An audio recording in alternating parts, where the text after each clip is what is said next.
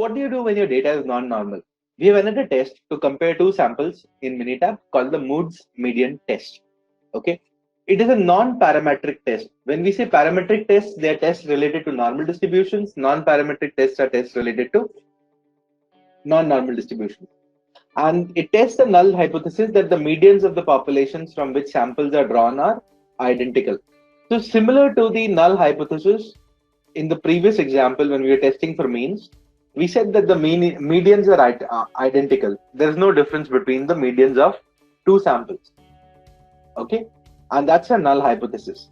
And the data in each sample are assigned to two groups, one consisting of data whose values are higher than the median value in the two groups combined, and the other consisting of data whose values are the median or below. So let's see. What we would need to do is, we would need to open the data set in A. And this is what a data set looks like. Let's see. Overall cycle time and follow-up required. Okay.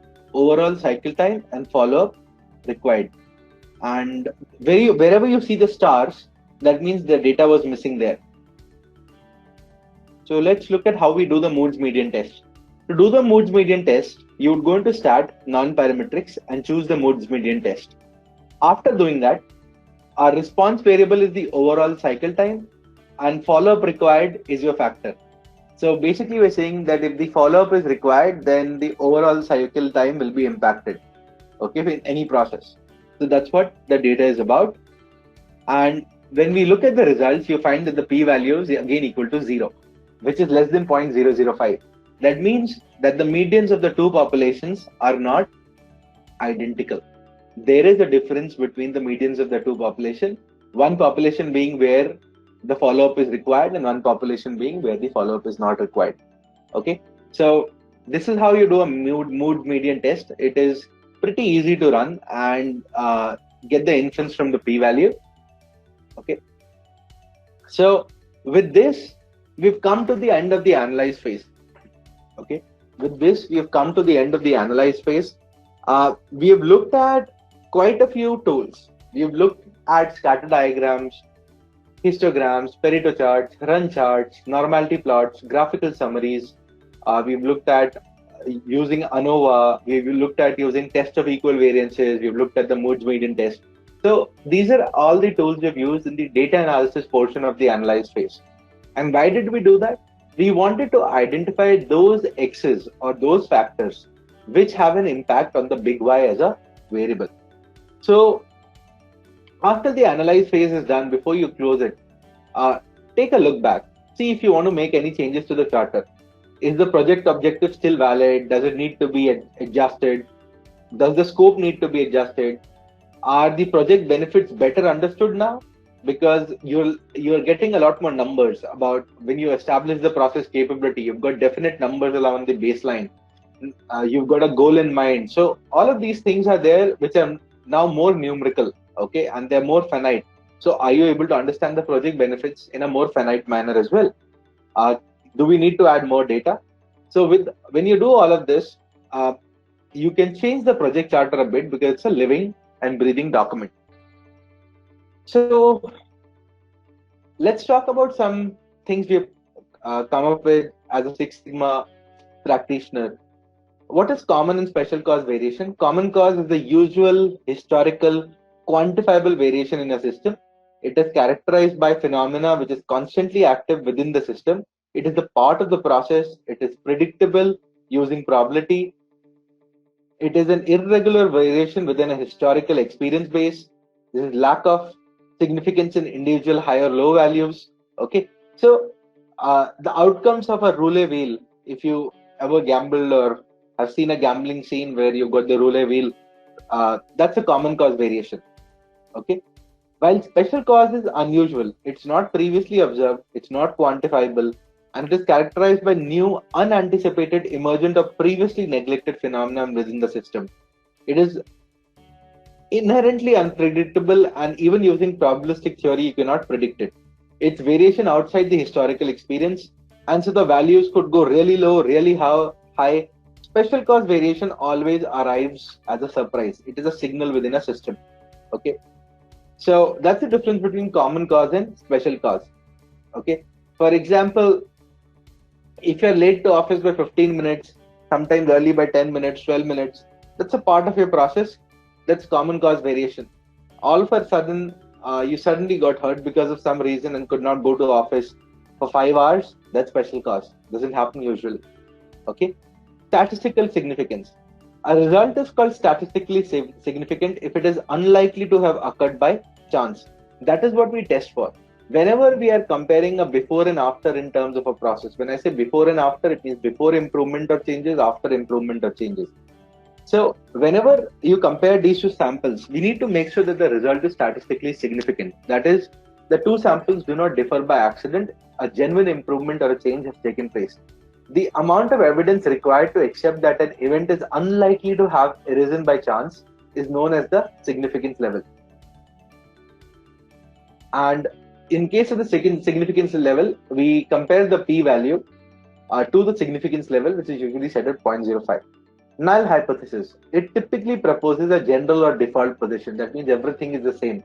Data is normal. These are the typical and default positions when we are dealing with Six Sigma projects, such as that there is no relationship between two quantities. The null hypothesis might be falsified using a test of observed data. Okay, so you can reject a null hypothesis if you're using data, if you are able to prove using the statistical test that the p-value is less than the significance level, and we have no reason to say that the default position given in the null hypothesis is correct. When you do a root cause analysis, make sure you always do a financial analysis. Okay, because it's quite possible you come up with root causes which you have to address and improve on, which you did not think before. You did not think of before. So always see what the impact is on the project spending, one-time project spending, recurring project set spending, and also look at what is the change in the project's expected financial benefit. Is it the hard dollar benefit? Is there a revenue enhancement? Are there productivity benefits? Is there a risk mitigation benefit? Or are there intangible benefits like customer and employee satisfaction, which lead to more retention or more revenue? Okay, it's absolutely fine to work with the people in financial departments or the financial analysts to make sure that the financial projections in terms of spend and benefits are updated as we close on the analyze phase. Let's look at the analyze checklist. We have examined the process and identified bottlenecks, disconnects, redundancies that could contribute to a problem in focus. Okay. We have conducted value and cycle time analysis, locating areas where time and resources are devoted. This is what we did in a value stream map when we talked about value added time, non-value added time. We analyze data about the process and its performance to help stratify the problem, understand reasons for variation, and identify potential root causes. We developed root cause hypothesis to explain the problem we are solving. This is the data analysis and the statistical portion we did. We investigated and verified the root causes and hypothesis and are confident that we uncovered one or more vital few root causes that create a problem. So whatever you got out of your brainstorming exercises, okay, we tested it along with data. How did we test it? We looked at it and said that if this is a X, does it impact the Y? We collected data on both the X's and the Y and then did the statistical testing to see whether they are related. It could be a test of correlation, it could be a regression testing. So you could run these multiple tests to see if they are correlated. And if they are, then you identify those few factors which have a major impact on your Y. And once you do that, then you're set for the analyze phase. So with this, we close on the analyze phase. The next phase is the improve phase. Okay, we'll get into it and analyze. In the define phase, we define the problem. We looked at certain tools like process mapping. We looked at how to create a project charter. We looked at the concept of VOC and how do we translate it into something which is more visible. The 3 steps in define were labeled as A, B, and C. Then we went into the measure phase. In the measure phase, we did 2 things. We looked at the data collection mechanism towards the end. We looked at a measurement system analysis of the data collection mechanism. We did an example with respect to attribute data, where we call it the MSA study, attribute MSA, where we talked about repeatability, accuracy, and reproducibility. Okay. Along with that, we also talked about performance standards. how do you set a performance standard? What is USL? What is LSL? How do you calculate tolerance, which is the difference between USL and LSL? What's the target? What's a defect? What is the operational definition of a defect or an opportunity? Okay, so that's all we did in MSA. In measure phase. Then we moved on to the analyze phase. In the analyze phase, we looked at the steps 4, 5, and 6. The first thing we did in step 4 was the establish the process capability. With respect to establishing the process capability, we looked at both continuous data and attribute or discrete data. In continuous data, we looked at how you calculate Z values. We talked about how to calculate ZLSL, ZUSL, then combine them, look them up a normality table, look them up a normal distribution table to figure out what percentage of defects are there and what sigma is the process at. So that's what we did with respect to continuous data. With respect to discrete or attribute data, we started looking at things like DPMO, DPU, opportunity, defects. Also looked at the concept of yield, both classical and first time yield. We also talked about that if you picked up the first time yield or the first pass yield of multiple sub processes which are linked together and multiplied them, then you would get a rolled throughput yield.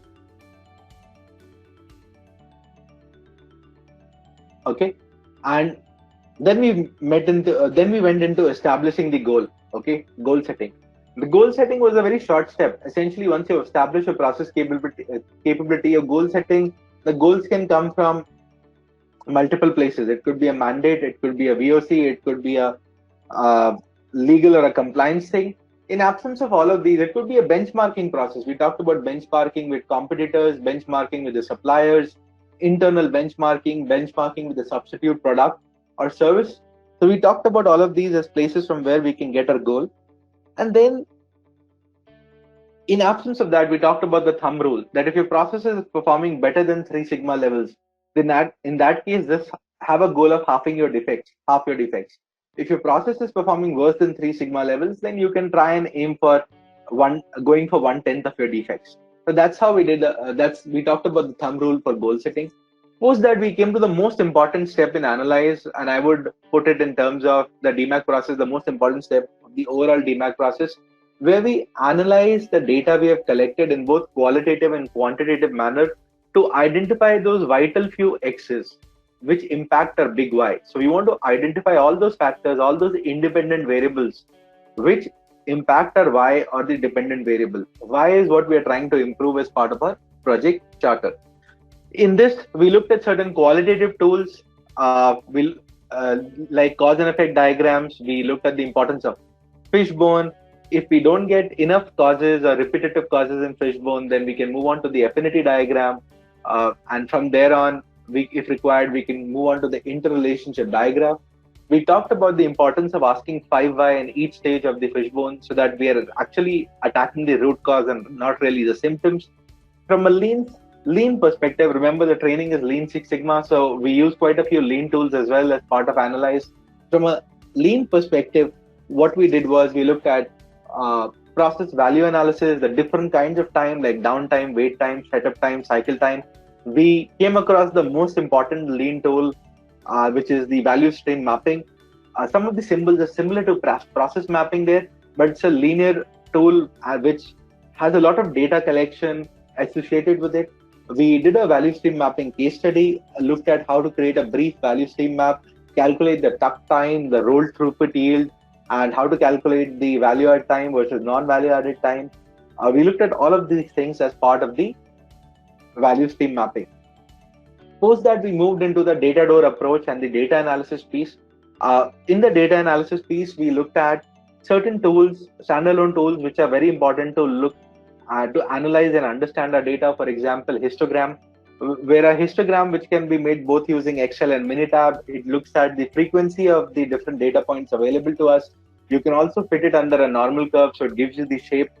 And post that, we looked at a scatter diagram, which looks at the correlation between the Y, which is the response variable, and X, which is the factor or the independent variable. So if you wanted to see whether some X impacts a Y or not, you can create multiple correlation matrices or scatter diagrams, and look at the correlation. And like I said, the strength of the correlation is given by how close the number is to +1 or -1. If it is closer to +1, it is a strong positive correlation. If it is closer to -1, it is a strong negative correlation. A positive correlation means that an increase in X will lead to an increase in Y, while a negative correlation means an increase in X will lead to a reduction in Y. Post the scatter diagram, we also looked at Pareto chart. We talked about the Pareto principle, where we believe that around 20% of the causes are responsible for 80% of the problem, which is a good thing. If you solve 20% of the causes, then 80% of your issues should go away. We took a look at creating a Pareto in Minitab. We also looked at how you could use a histogram and pick the Pareto function in the VBA toolpack, and how you could create a Pareto in an Excel chart. Post that, we moved into the formal hypothesis testing. We talked about alpha and beta errors, the two kinds of errors. And then we looked at the pattern of hypothesis testing, which starts with using a run chart to look at stability. In run charts, we're looking for clusters, mixtures, oscillations, and trends. We look at the p values. If any of them are less than 0.05, then some kind of pattern is present, probably shows some kind of special cause variation. We need to analyze that, remove that cause, remove that data, and again analyze them and move it to the next stage, which is looking for shape. When we look for shape, we are looking for whether the data is normal or non-normal, because it gives us a lot of information about the process, telling us what kind of tests we can use. Okay. It also, we also looked at different kinds of shapes of the graph, whether it's skewed, long tailed, and looked at what is the right central tendency and measure of dispersion to use, whether you should be using mean, whether you should be using medians, quartiles, whether you should be using standard deviation, ranges, interquartile range. So we briefly touched upon that. We talked about what is the bimodal distribution, where data from two processes might have gotten mixed. So we need to separate that out, and the chances are they'll turn into two separate normal distributions.